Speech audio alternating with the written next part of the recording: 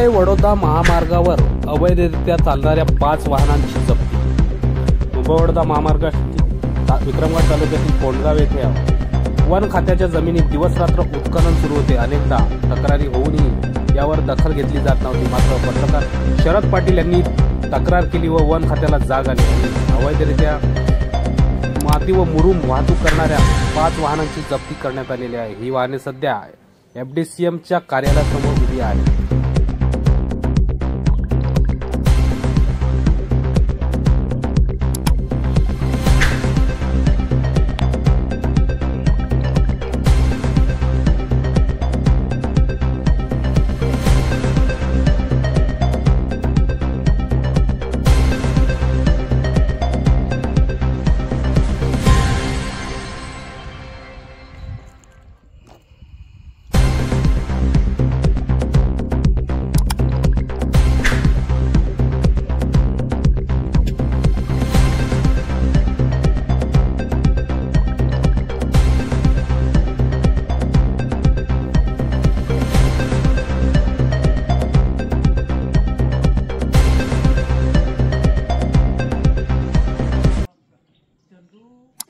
मुंबई वडोदरा महामार्ग हा अनेकांना लाभदायक ठरलाय, वरदान ठरलाय, तर काहींना तो अक्षरशः शाप ठरलेला आहे। माझ्या मागे आपण बघत असाल तर मोठ्या प्रमाणावर उत्खनन केलेलं आहे।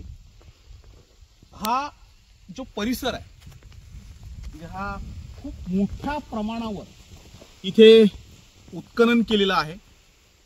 विक्रमगड तालुक्यातील कोंडगाव करसूड या ग्रामपंचायतीच्या हद्दीतील कोंडगाव हा परिसर इथे आहे आणि कोंडगाव गावामध्ये एका आदिवासी माणसाची जमीन भाड्याने घेऊन अक्षरशः वन खात्याच्या जमिनीमध्ये हजारो ब्रास इथे माती काढलेली आहे।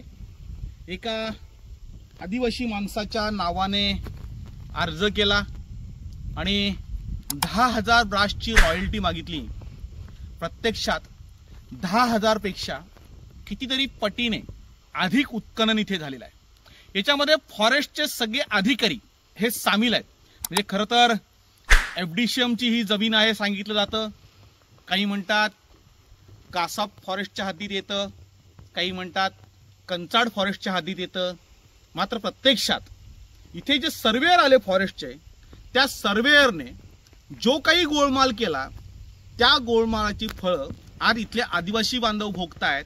आणि आदिवासी बांधवांच्या मालकीच्या जमिनीमध्ये एवढ्या मोठ्या प्रमाणावर उत्खनन झाल्यानंतरही कोणीही दखल घेत नाही।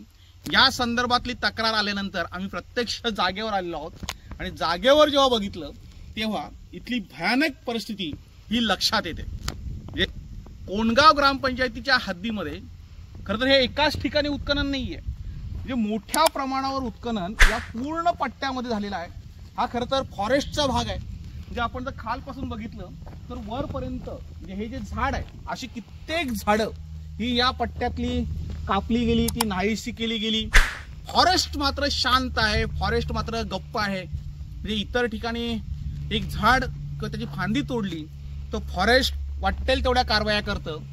कोंडगाव ग्रामपंचायतीच्या हद्दीमध्ये मात्र मोठ्या प्रमाणावर झाडं तोडली गेली। म्हणजे इथे तुम्ही जर बघत असाल तर ही झाडं अशीच्या अशी इथे पडलेली आहेत। आता जे वरती झाड आहे आणि खाली म्हणजे खालपासून तर वरपर्यंत आपण बघितलं तर पूर्ण उत्खनन झालेलं आहे। आता ते झाड जगेल कसं? आणि हे एक झाड नाहीये तर अशी शेकडो झाडं इथे जी फॉरेस्टच्या हद्दीमध्ये आहेत। आता फॉरेस्ट एकमेकांची नावं सांगते, कोणी सांगते ते FDCM कडे आहे, कोणी सांगते राखीव वनक्षेत्र आहे, 35 सेक्शन मध्ये उत्खनन झालेलं आहे। या सगळ्या उत्खननाची चौकशी होणं गरजेचं आहे। जे कोणी दलाल असतील, जे कोणी भ्रष्ट अधिकारी असतील, त्यांच्यावर कारवाई होणं ही अपेक्षित आहे।